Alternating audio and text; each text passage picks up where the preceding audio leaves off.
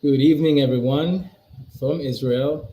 This is Mike here, your host, with another update about this war with Gaza, with Hamas. Or is it just with Gaza and Hamas? Or maybe it's a war that is regional. Maybe it's something that's going to be developed into something global.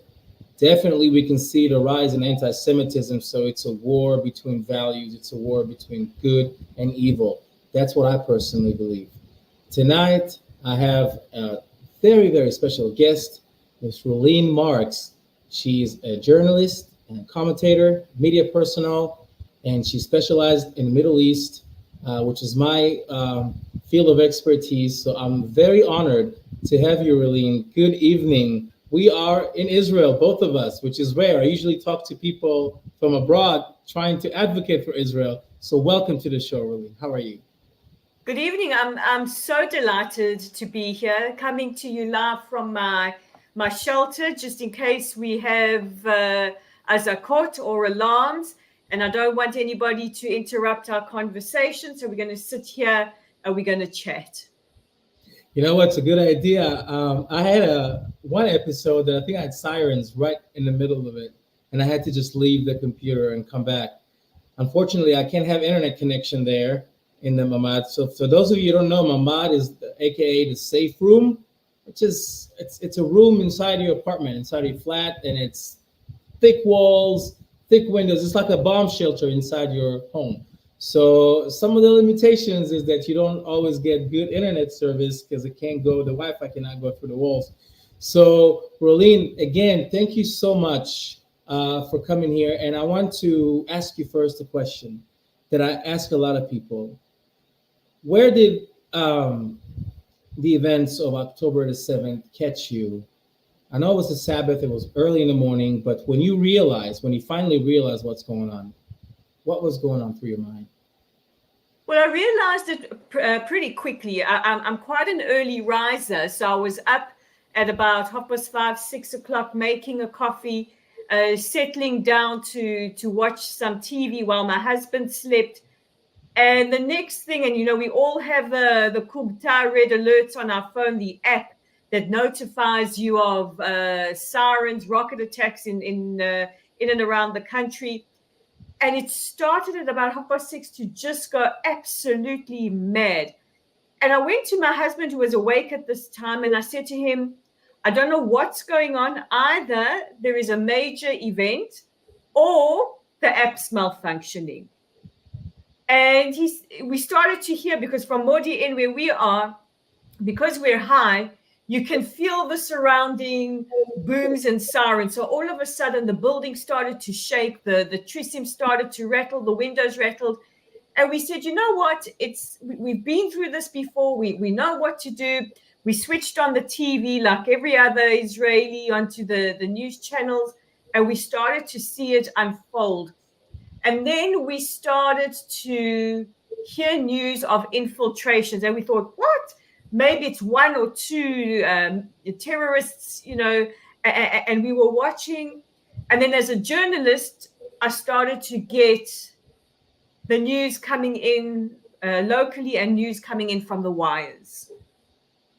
And I run a WhatsApp group for my Witso Chaverot around the world. I've got about maybe 1,400 people on it, and I started to share the news, and I started to caution people about images we started to see coming from places like Sderot and surrounds, because it was just so unreal what we were seeing. And I started to say to people, until we have absolute clarification, let's just be cautious about sharing what we're seeing. And then the clarification started to come through. And then we started to hear what was happening with the police station. And we started to hear about civilians taken to Gaza, and started to see the footage. And the footage from the Nova Festival started to come through. And I realized that this was an unprecedented event. This was unlike anything we had seen or certainly in our lifetimes here in Israel. The speed, the way that it was carried out. And by the end of the day, we were at war. And I remember that night, we only had a death toll at that stage of 250 people. We weren't still aware how many people were taken hostage, who was missing, who was dead. And I remember that night as clear as day. I didn't sleep. I cried the entire night. The tears, and I can feel them now, did not stop for an instant. And I got up the next day and went and stood outside, and I could hear the fighter jets patrolling the air. And I thought to myself, I feel safe. I feel safe knowing that there is something above that's looking down. And as the 8th unfolded and the 9th unfolded, and subsequently up until just about an hour ago, where we started to hear the first accounts of eyewitness testimonies for rapes against our beautiful daughters of Israel. It is just, it's hard to wrap my head around it, but the emotions are so vivid. Sorrow, rage, incredible rage at times, disbelief, being numb, and then just being in a pit of absolute despair that we are living through this history that we thought could never happen again. Wow. I kind of have, if I can share my little experience, we're sitting here that day. Me and my wife woke up at 5 a.m. I think it was 4 a.m. Almost as if we were just knowing or feeling something's about to happen. Now, we're sitting here, and again, the amount of rockets and sirens and alerts, and it was, people don't realize, like, every time we get one of these alerts to our phones, that means a rocket launch was indicated, at least one. We were getting them for like 15 or 20 minutes straight. Usually, even in some of the previous operations, well, wars, but there were operations against Hamas. Well, every 3 to 4 years we have one of those, and they're massive, they're serious. I've been here in 2006 with the Lebanon war. It was also, but it wasn't even close to be as consistent and all throughout Israel. I mean, it was central Israel. It was, of course, southern Israel was hit, and I also knew, and I remember, I wasn't shocked. I'm honest with you, because well, my wife knows that I've been preparing for this moment for the past 2 years or even longer. And I was treating every day as this is when it's going to start. And it's because I've been studying this stuff and following that even before we thought about any kind of war. Like, I've been monitoring their social medias. I have, and I should have prepared that. Maybe during this conversation, I can quick prepare it. I used to own a page, a Facebook page about, it was global news about the Middle East. And I remember that in 2021 or 2, I wrote a post in Hebrew about how Hamas is planning a sneak attack on our towns. And I actually had a part of a video of them training for this exact attack that we experienced a month ago. Like, it was that video. And people call me Islamophobe and, well, you're extremist, you're just judging, you think, you're paranoid. And I have the post. I'm going to try, even during this broadcast here, to have my wife maybe quickly make a PDF out of it so I can show and share it with you guys what I said 2 years ago about today. Am I surprised? No, I'm only surprised about the amount of terrorists that infiltrated Israel that day. I mean, even if we had extra security there and the soldiers that were supposed to be there, that invasion was from the ground, through that non-existent fence that we have there, through the air with some paragliders that they had, and all armed terrorists and paragliders, lots of them, there's videos, and through the sea. And they came in masses, and after them, there was another wave of so-called civilians who followed them and took part in the atrocities that were taking part. And I don't want to even share. I watched all of that in the beginning, But Yeah. now watching it again really makes me sick to my stomach because it's not an evil you can get used to. So, it happened. We're in war since this is I think it's the 30th day today. Ah, 30, yeah, 33rd day. for the wow. And for those of you who live in Israel, and I'm sure that Rolene's going to agree with me, like we lost sense of time. Like there We is no, have lost sense of time. we, And I know that you say that you don't want to watch the videos, and it's hard to watch it because these are our brothers and sisters, our children that were massacred and brutalized and tortured and slaughtered and kidnapped and raped. But I feel that it is so important that we bear witness, as difficult as it is. It is so important that we bear witness because we are seeing this horrific trend around the world of massacre denial. People are thirsty for their terror porn.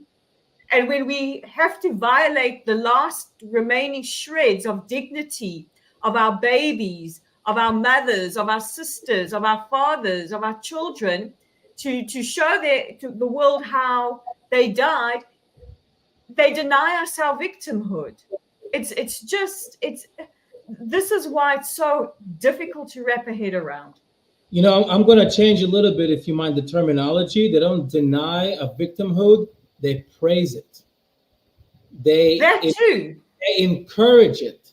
You know, they can't come to the cameras in America and say, yeah, we support the murder of more Jews, more babies should have been beheaded. I mean, they want to say that, but they know they can't. It's a little bit crossing the line. Some of them are still, shamefully, some of them are students in Ivy League schools. And I'm going to play you a part because you brought it up, and I want you to tell me what you think about it. But people trying to say, oh, they're ignorant or they're this. No, no, no, no, no. 99% of the people protesting against Israel, justifying the murders or denying the murders, it's the same thing. It's like Holocaust denial. Yeah. You support the Nazis when you deny the Holocaust. It's not like you deny it because you're ignorant. The Arabs don't deny it. Mahmoud Abbas, which is the head of the PLO, one of the only person on earth who has a degree, did his doctorate on Holocaust denial in a Russian university. Did you know that? Like there is no such a degree exist aside from one person, which is the head of the PLO, Mahmoud Abbas, and the whole thesis was about Holocaust denial. He said it was not 6 million Jews were murdered, maybe 1 million or maybe under, and it was a Zionist plot so they can establish the state of Israel. So the Jews killed their own people with the Germans, and so they can establish Israel and delete the so-called Palestinian narrative. So you're talking about a new type of Nazism here. Like the world does not understand. They hide behind freedom of speech. It's Nazism. It's people, the same people who rooted after 9/11.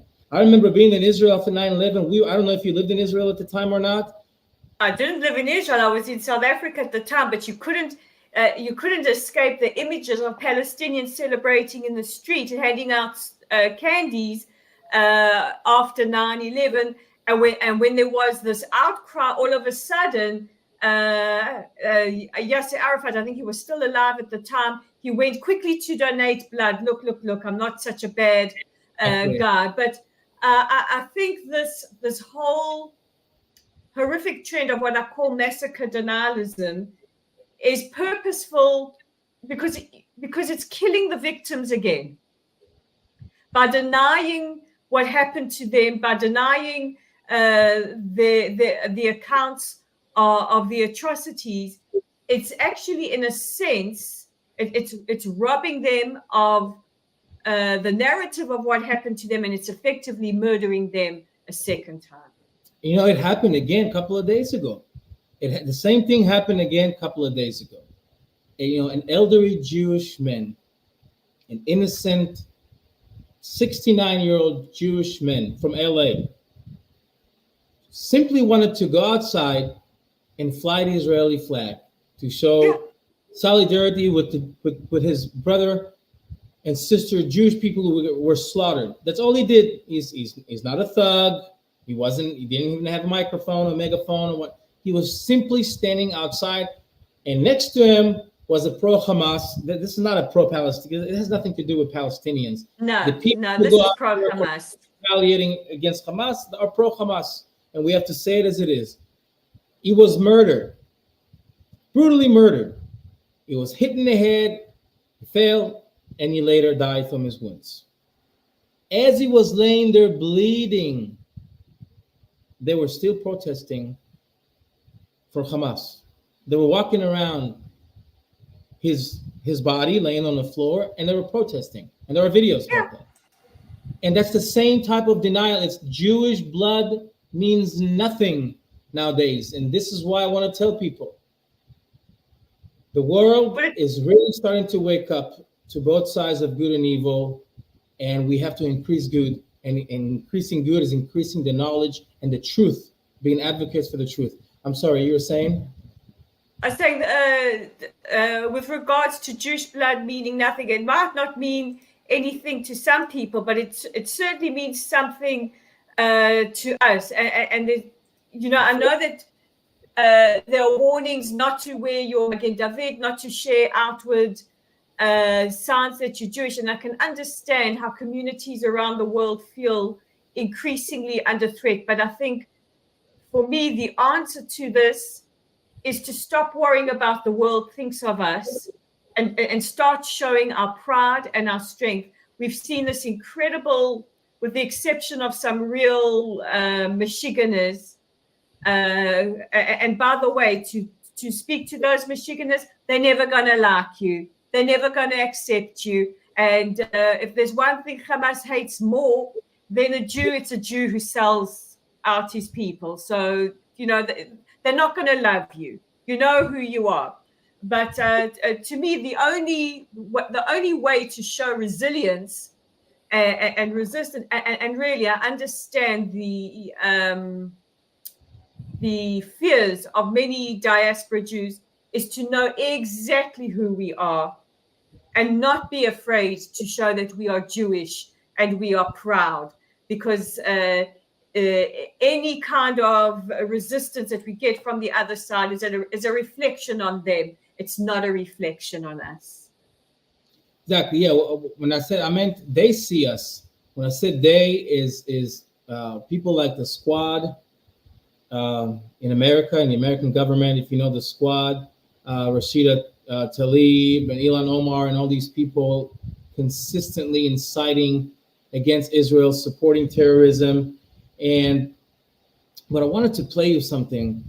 But before that, I have to say that I realized, that it's a religious war that has started on October 7th. And people might not want to say that because it's not politically correct again, and we all have to live in peace. No, it's a religious war. And you know how I know it's a religious war? Where it clicked for me is where I saw about 2,000 Islamic mob in Dagestan, Russia. Yeah. They've never seen an IDF soldier, not even in the picture. They don't know how Israel looks like. They have nothing to do with this region. They were storming an airport. They stormed hotels just to be lucky enough, quote unquote, to find a Jew and do exactly what Hamas did to our people in Dagestan, Russia.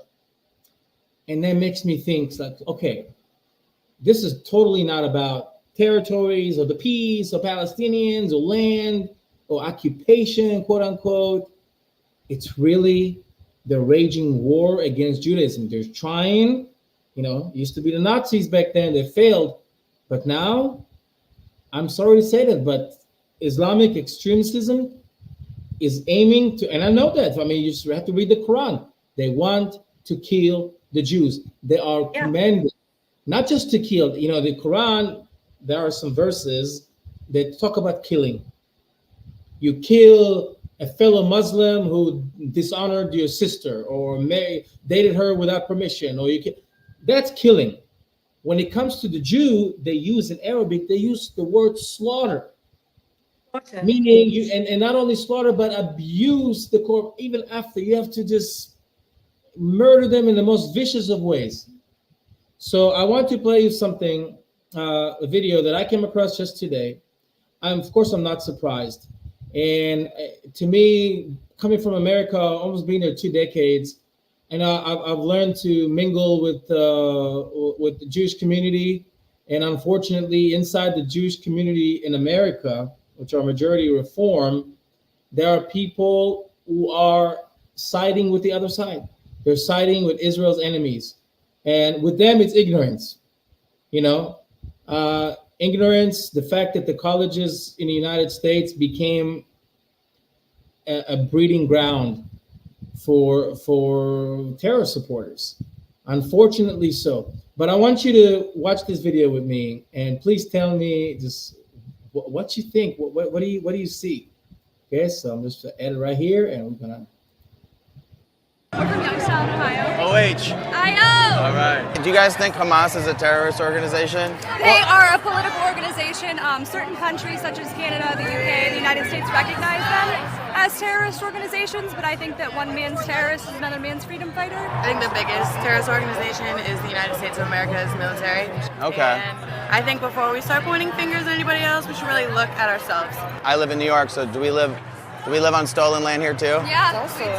it's all a genocide that either was completed or People is look in at the me. works. What's your favorite Palestinian saying? Like from the river to the sea, Palestine would be? Free. What would happen to all the Israelis? When, They would use their second citizenship to whatever country they immigrated from, and they would go back. but not everyone in Israel has second citizenship. But everyone came from somebody that came from some heritage outside of the Middle East. Like Yemen? Like Yemen, yes, exactly. So Like Jews could Yemen, go back there? Ethiopia, like where, All the yes. Jews could go back to Ethiopia? Not all of the Jews can go back to one specific place. Well, Ethiopian Jews. Wherever they came from. What about Libyan Jews? Okay, they can go back to. Go back to Libya, They right? could stay in Palestine if they honor it as Palestinian territory. Do you feel bad about what happened on October 7th? So I can condemn any act of violence that harms people, and I just would like to acknowledge the fact that context is important.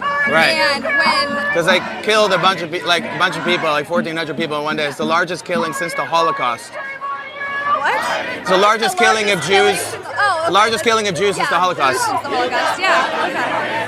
So you still want them to go back to Yemen, Jordan, like Lebanon, Syria? People aren't educating themselves. They're just following a rhetoric that's been in a family that's completely immoral and inhumane, but nobody wants to educate themselves. And I think if people picked up their phones and typed things into Google, we would have a different society.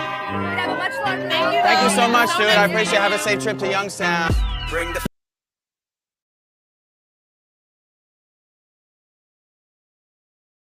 All right, here I am. Sorry. You know, I wish I could say these were a minority. No, they're not. It's like watching a zombie apocalypse of stupid. It really is.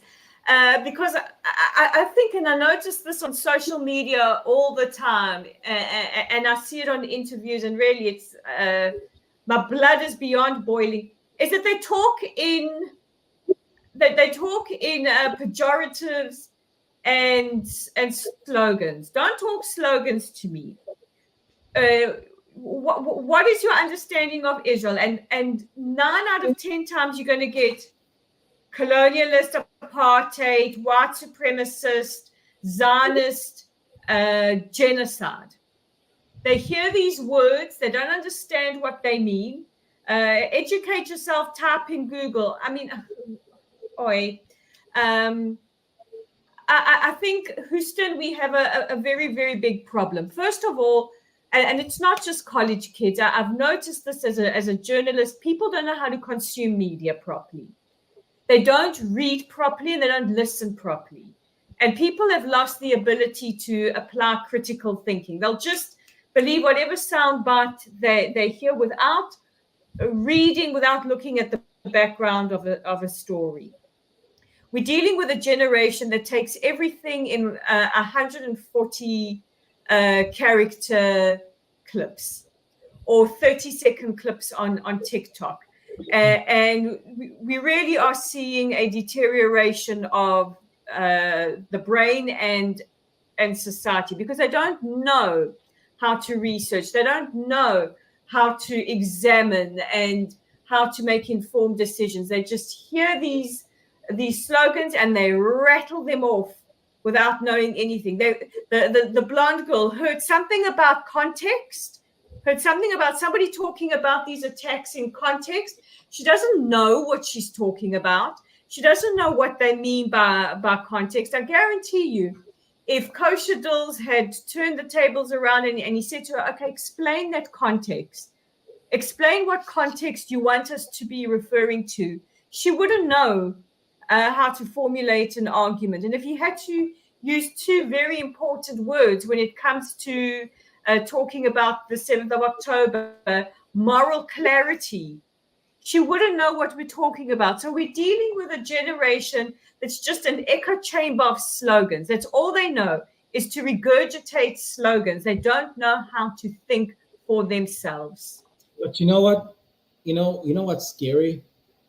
Back in the day, like I wouldn't be able to understand them being ignorant and not knowing where Israel's at on the map or what Israel does. I could have just, okay, well, you live in America, you're ignorant. This October 7th attack, we live in an era where, you can find these videos or these articles or these pictures or these testimonies. Or you have people, 200 people kidnapped and over 230 something people kidnapped. But I mean, don't these people are supposed to be educated? It's scary because these people, as an American, these people are going to lead the U.S. society in the years to come. Whatever they choose to do, these are going to be the people in the power positions, the scientists, the leaders, the banker. Everything's going to be them, the doctors. And to think that, to me, after October 7th, if you still denying that, if you're still blaming Israel, I don't think it's about ignorance or education anymore. I think it's just pure hate. I mean, anti-Semitism has changed colors throughout the generations so many times. And I think we're just witnessing a new breed of anti-Semitism. You know what I mean? Something that's got the picture of this blonde girl all trying to chant slogans, like you said, and not knowing what she's talking about. But yet it's scary. Jewish kids go to college now. They're scared to wear the yarmulkes. They're scared to speak Hebrew. They're scared to say Shabbat Shalom to their fellow Jew friend in order for them to be stabbed or something, and in fear to be stabbed. I don't know. Well, I think there's several things. I think, first of all, we're all very ideological in our 20s in college. And I do think, and I hope, that with age and maturity comes a change in attitude. When you go out into the real world and you're out of that bubble of the very privileged college campus, especially Ivy League college campuses, when you're out of that and when you're in the real world, hopefully it opens eyes. Yes, there is some deep-rooted prejudice and anti-Semitism there as well. But there's also something far more nefarious. And this is where I think faculty come into play. I think that you have had faculty members have the ability to radicalize their students. And I think anybody who doesn't believe that students are being radicalized really needs a major wake-up call, because we've seen the university professor from Cornell, from Columbia, from Stanford, who pulled his Jewish students aside.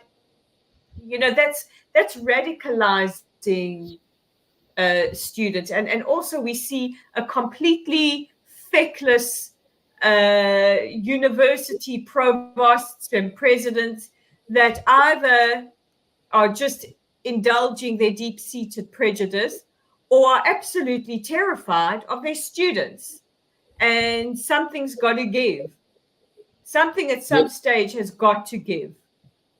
Well, right now there's actually a lot of Jews are fighting back against these universities. There are a lot of donors that decided to cancel their donations to these universities, which is something that's supposed to be it's way overdue. A long time ago, they're supposed to do it when they sow the seeds of this hatred. And again, they're hiding behind freedom of speech. Like in America, you're free to say whatever you want unless you incite for violence. strictly or plotting something criminal, you can say whatever you want. Even what they say is okay, though they're supporting terrorism. And some Jewish law firms that used to work with Harvard for internship and other Ivy League schools, they're saying we're not taking students from you anymore until you guys make a major change in America, and it needs to happen. Well, you're free to say whatever you want with the freedom of speech, but you're not free from the consequences of free speech. Exactly. And if there's one thing that the October 7th attacks did for the Jewish world, is it woke us up and shook us out of complacency. And yes, Jews are now fighting back. We are angry, we are grieving, but we are also angry. And we have said, this time we fight back. We've got a country of our own. We've got Tzahal, our phenomenal army out there, these incredible men and women on the front lines protecting us 24/7, who didn't ask for this war, but are fighting this war that was thrust upon us. But this time we fight back. We fight back on podcasts. We fight back on social media.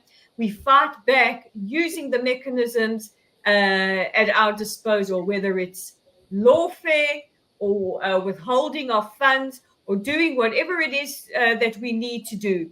And many people say to me, Rolene, I feel such despair. We're so tiny compared to the masses, to the hordes that we see in the streets of London and Paris and Berlin and New York and everywhere. And I like to remind them of an African proverb, because I come from South Africa, and that is, you can fell an elephant with a mosquito. Never underestimate the power that a tiny creature like a mosquito has on an elephant. Yes, wonderful. I'm going to ask you about South Africa, but I'm going to take you really quick to Gaza.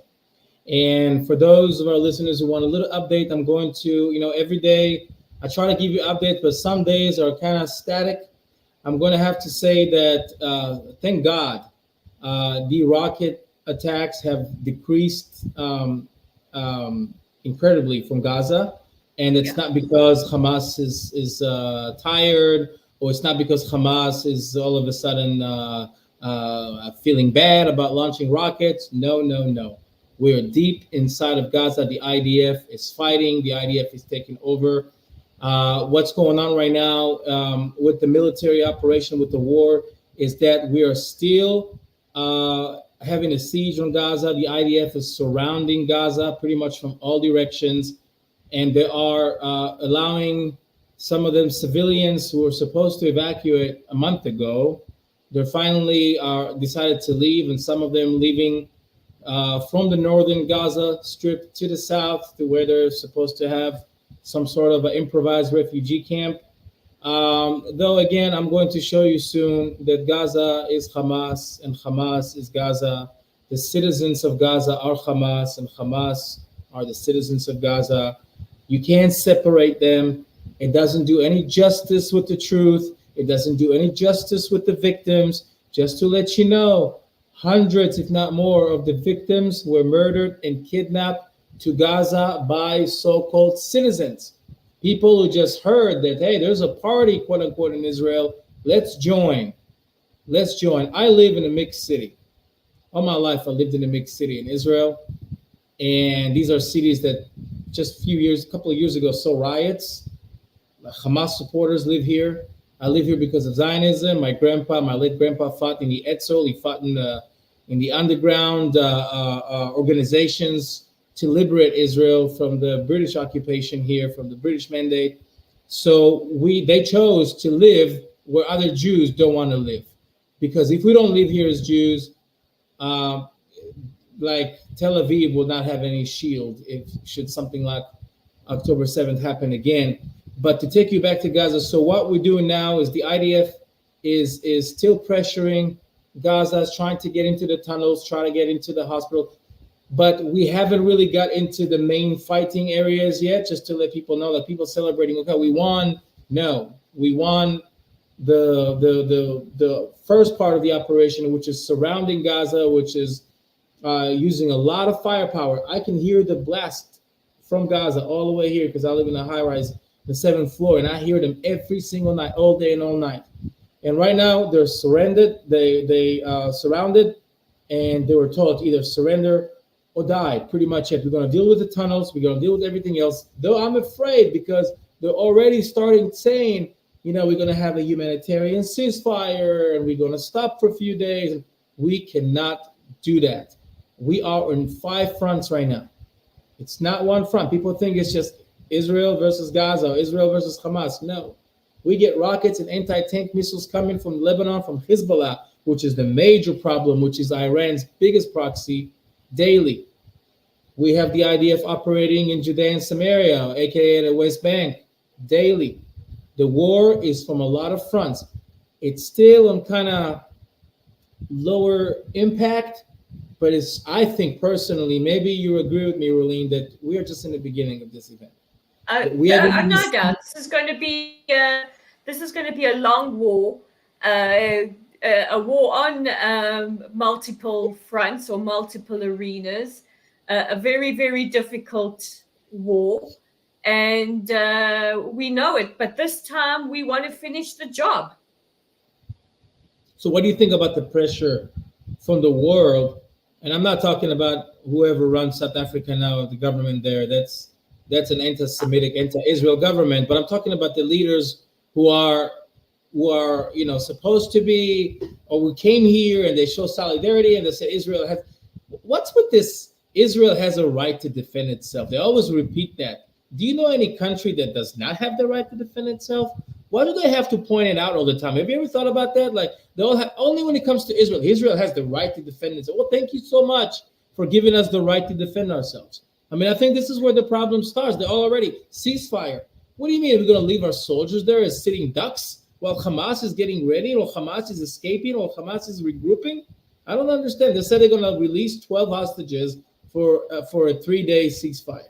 And it's going to continue like that for like a year. I don't think we should, I feel for the hostages. I want them all home. But we should fight this war like there were no hostages in Gaza. And we should handle the hostages like there was no war. That's how you do it strategically. Well, I do see that there has been an alert coming in from Netanyahu saying that it's nonsense about any humanitarian pauses and hostages. In fact, I'll actually, just give me a second. He says there will be no ceasefire in Gaza without the release of hostages. He says, I want to put to the side all sorts of idle rumors that we are hearing from all sorts of directions and repeat one clear thing. There will be no ceasefire without the release of our hostages. So this is with regards to the chatter that we're hearing, that there will be 10 to 15 hostages, and then you're hearing more chatter that 6 of them will be Americans. And in my opinion, the only hostages that we should be talking about the release of are all 242 hostages without negotiation, with immediate effect. And I don't know anybody, any entity, any country that would allow 240 plus civilians, including 10-month-old babies, 3-year-old orphans, 85-year-old dementia patients, to be taken by a terror entity and expect ceasefires. Thank goodness we have heard from people like Hillary Clinton saying, absolutely, you do not ceasefire with Hamas. I don't think people still understand the beast that we're dealing with Hamas. You would never have asked for a ceasefire or a humanitarian pause in Mosul with ISIS. You wouldn't have asked that in Afghanistan or Iraq in the hunt for Al-Qaeda. Why are you asking for it with Hamas? Why, again, this double standard applied to Israel? Exactly. For the same reason I told you. They say Israel has the right to defend itself. Like, we have to listen to the world. We listen to the Gentiles. They will tell us how to run our country, how to defend our people, when it's okay for us to be killed. when it's okay for us to fight back, how much we should fight back. That's the core. You said it perfectly. I wanted to say it. In Mosul, Iraq, the U.S. military and the Iraqi military flattened that place. And there, the people of Mosul were real human shields. They were real human shields. They were people that lived their life, and this ISIS came there and slaughtered them as well. They were real human shields. I'm going to play you a video, and to our viewers, of course, who's going to show you, over the years, there's this journalist from Channel 12. His name is Oat Chemo. He covers the Middle East, covers the Arabs. And he has connections, and he's allowed to go, not to Gaza, but which is going to show you what's scary about that. He's going to Judea and Samaria, to the West Bank. And over there, there's a strong Hamas base. And a few years ago, he went there. And he was just interviewing civilians, the same type of civilians that the whole world is worried about in Gaza. And he's just talking to them. And they're talking to him, to the camera, freely, holding babies in their hands. I don't know if you saw that video that I posted, but if not, it's got English subtitles. I wanted to hear your thought as well. So I'm playing it right now. No one's shaking. حسب رايك بنشوف كمان صور الفجر في على قناه تل ابيب او شيء؟ ان شاء الله باذن الله ان شاء الله. اهلا وسهلا. بدك تختفني؟ والله بنتك سويه ولا كلنا حماس. انا مش قادر افهم هذا. ليه؟ هذا انت ابوها. سويه من اليوم. والله؟ قديش عمرها؟ سنه وخمس شهور. سنه. هي حماس؟ طبعا دمها اخضر. بسألك مرة ثانية، إذا فقدت بنتك هذه الحبيبة لطيفة، إذا قررت بدها تفجر حالها، أنت بدك تكون فرحان؟ أنا بدعمها وبأيدها بهذا الموقف. عن جد. What do you think about that? Her Well, blood I think if somebody encourage her to be a suicide bomber. He's got his baby. Us as Western civilization, when we hold our babies, that means we're going to protect them from anything. We're going to keep them close to us. Even if they have to do something they have to do, we will make sure that they're safe and are coming and returning home safely. And this man in front of the cameras, holding his baby and saying, I will encourage her to be a suicide bomber. I want to kidnap you. Did you hear that? He told the reporter, I want to kidnap you. Can I? What do you think about that video? Well, I think when somebody tells you who they are, believe them. That's exactly it. It still astounds me, and we heard it again today. Hamas, in their own words, several times over the past month have said, we don't care about our civilians. Yes, we build tunnels. They're not for our civilians. Our civilians are the problem of the United Nations. They're for us.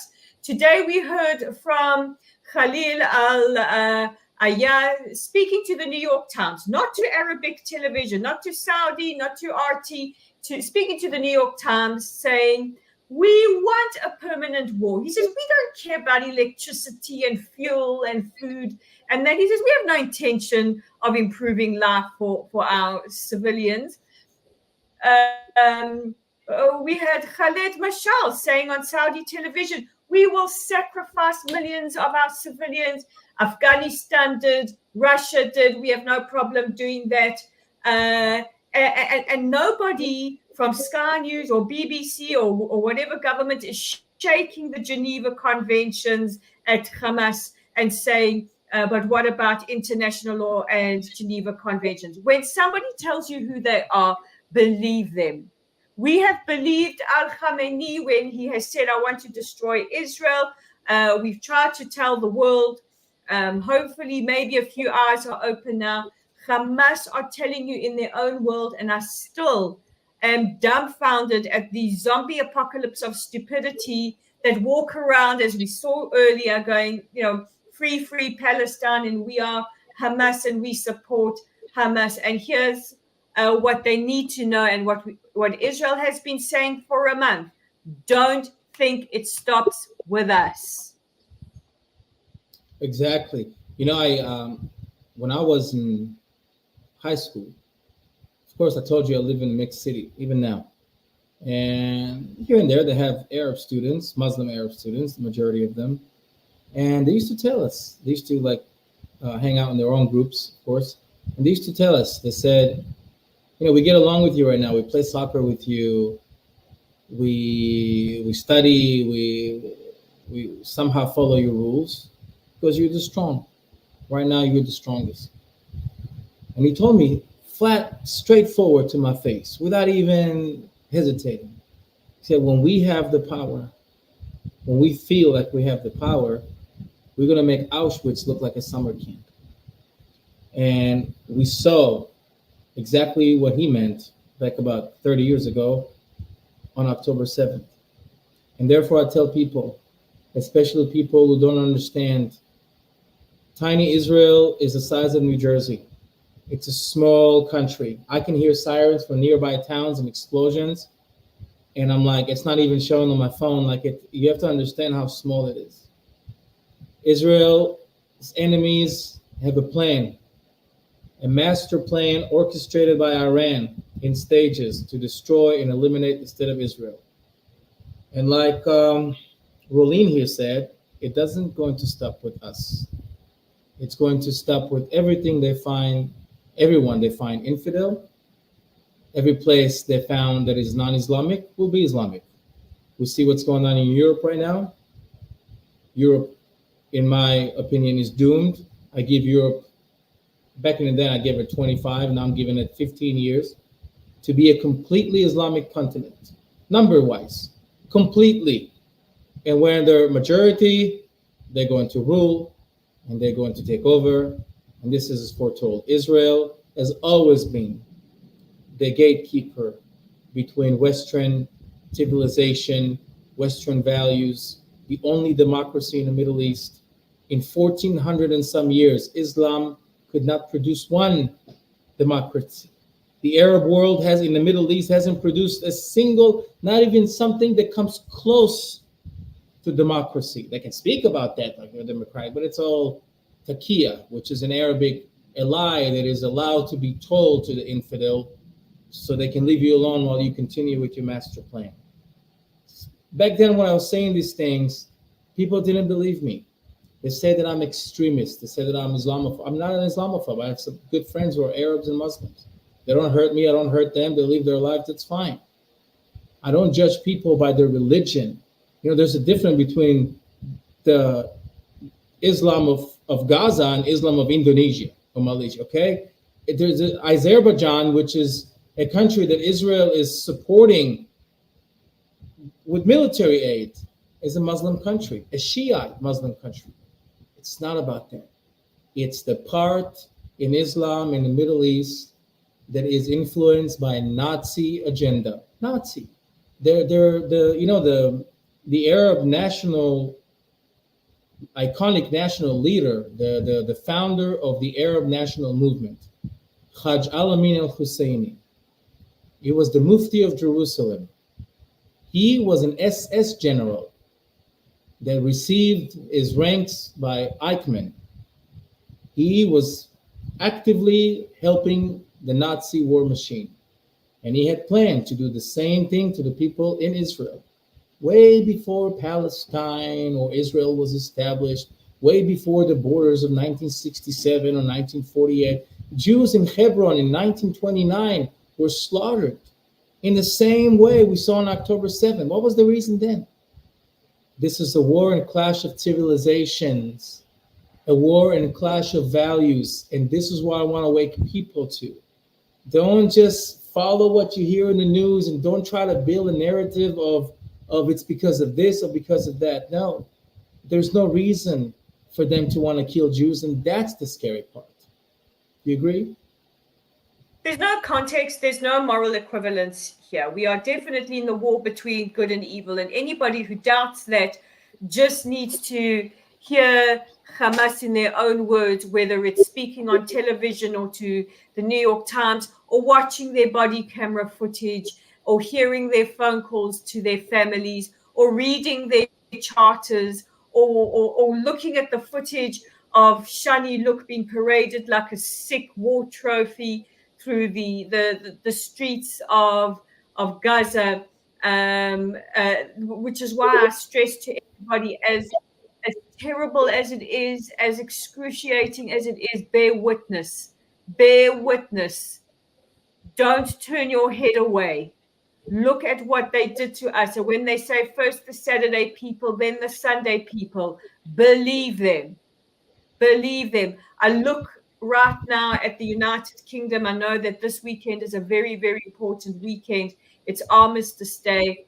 It's Memorial Day, Remembrance Day for those who fell in the world wars and fought for the freedom, for the democracies that they enjoy so much.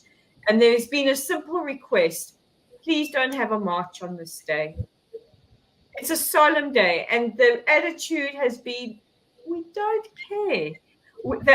Already, war memorials have been defaced, burnt, with Free Palestine scrolled across them. And yes, there are people waking up to realize your very Western values are under threat. I can tell you now what's going to happen on Saturday. There's going to be a clash. There's no two ways about it, because it's going to rile the nationalists in the United Kingdom, and it's going to and the Free Palestine movement, with no respect for the values of the country that they're living in, are going to clash. We see it everywhere.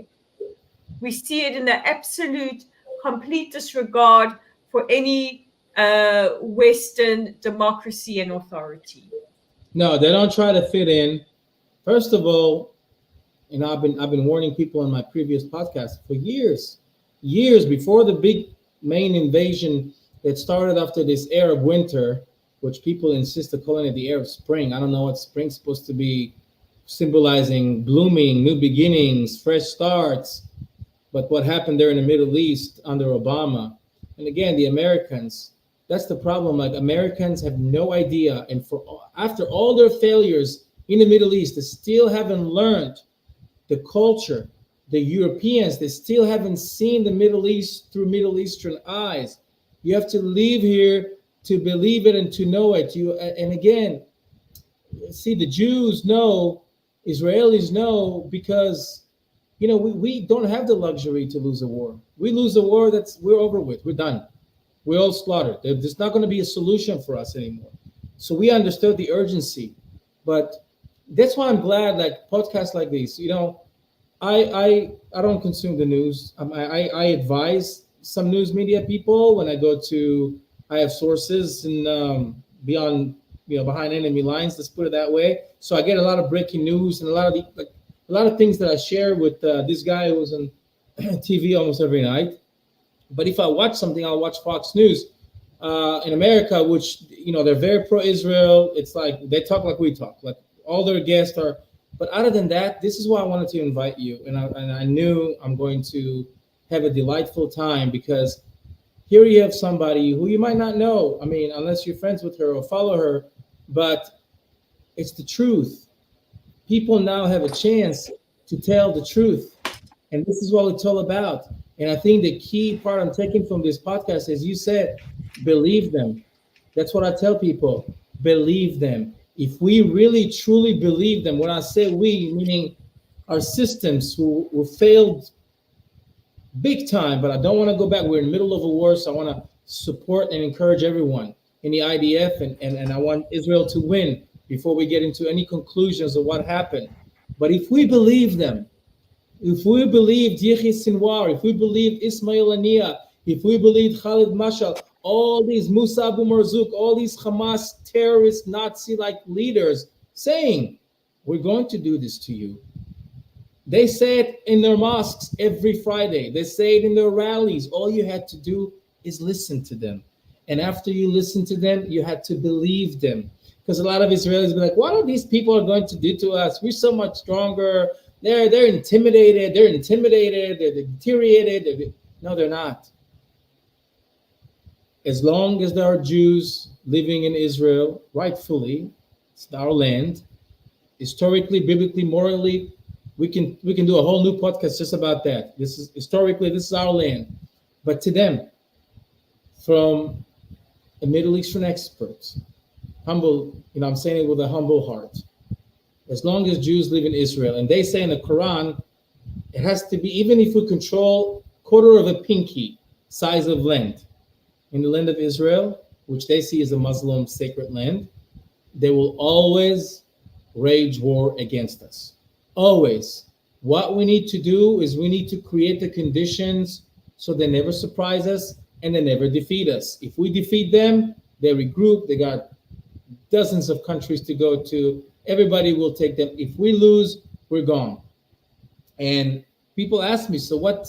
So forever we will be living on our sword? We'll live by our sword forever? And I said, the answer is simple. Either we live by our sword or we die by theirs. And that's what we have to remember. And I think that, this conversation me and you had tonight, is going to be an eye-opener for many people. It's the truth has to be told. And I want to thank you, Rolene Marks, for being with us. I appreciate your wisdom, your knowledge, especially for somebody who's not from here and has so much knowledge about what's going on, more than a lot of people who I know are born and raised here and even been in the military. And this is what we need, guys. We need awareness. We need knowledge of the truth. We can't hide behind political correctness, because this is how we get surprised. This is how we get shocked. If you don't know what's in front of you, if you don't know the danger, you'll never have the tools. You'll never have the tools or even the mental tools to deal with it. So, Rolene, I want you just to sum things up. Just give us a message of hope to the people of Israel and the world, and tell us how you see this thing unfold.